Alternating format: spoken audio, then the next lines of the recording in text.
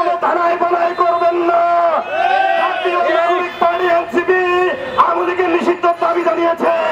আপনি বিএনপির ভারপ্রাপ্ত চেয়ারম্যান হিসাবে আওয়ামী লীগের নিষিদ্ধের দাবি জানান। হটিয়ে ভারতে পাঠিয়ে দিয়েছি।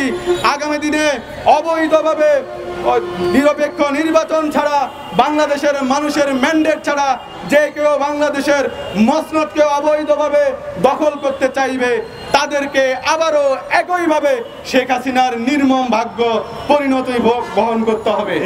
নেতৃত্বে যে সরকার আরো অ্যাক্টিভ হতে হবে, সচেতন হতে হবে এবং আওয়ামী লীগ নিষিদ্ধের প্রক্রিয়ায় অন্যান্য দল মত নির্বিশেষে সকলকে এক জায়গায় এনে সুস্পষ্ট এবং কার্যকরী পদক্ষেপ নিতে হবে। ফ্যাসিবাদী ব্যবস্থার বিলোপ আমরা মনে করি প্রাতিষ্ঠানিক সংস্কার এবং যে সকল কালো আইন দ্বারা তৈরি হয়েছিল সে সকল কালো আইনের সংশোধন ব্যতীত সম্ভব নয়। সুতরাং আমরা বলি নির্বাচন অবশ্যই হবে, সঠিক সময়ে নির্বাচন হবে। প্রধান উপদেষ্টা বলেছেন ডিসেম্বর থেকে জুনের মধ্যে একটি ডেডলাইন রয়েছে, তার মধ্যেই নির্বাচন হবে। 5 আগস্ট যে অভ্যুত্থান হয়েছে সে অভ্যুত্থান কোনো আইন মেনে হয়নি।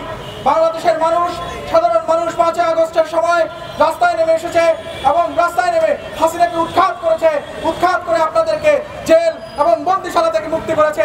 তা কোনো আইন মেনে হয়নি, বরং বাংলাদেশের মানুষ কনসেনসাস দিয়েছে, কনসেন্ট দিয়েছে। তারা রাস্তায় নেমে এসে বলেছে যে আমরা আর হাসিনাকে চাই না, এই ফ্যাসিবাদী শাসন ব্যবস্থা চাই না। সেই ক্ষেত্রেই হাসিনা বিতরিত হয়েছে এবং ফ্যাসিবাদী ব্যবস্থার বিলোপের প্রথম পদক্ষেপ গৃহীত হয়েছে। সুতরাং আওয়ামী লীগকে নিষিদ্ধ করার ক্ষেত্রে কোনো ইফস অ্যান্ড বাট প্রয়োজন নেই, কোনো আইনের প্রয়োজন নেই, বরং আমরা মনে করি সকল মানুষ, সকল রাজনীতিবিদ এবং সকলগুলো দল এবং স্টেক হোল্ডাররা যদি চায় তাহলে আওয়ামী লীগকে নিষিদ্ধ করতে আমাদের আর সময়ের প্রয়োজন নেই।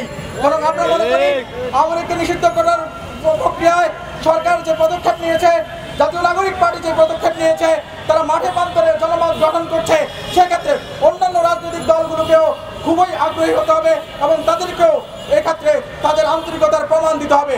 আমরা দেখতে আজকে শাহবাগ জোনের পল্টন, মতিঝিল, রমনা এবং শাহবাগ থানার প্রতিনিধিদেরকে ধন্যবাদ এবং কৃতজ্ঞতা জানাচ্ছি।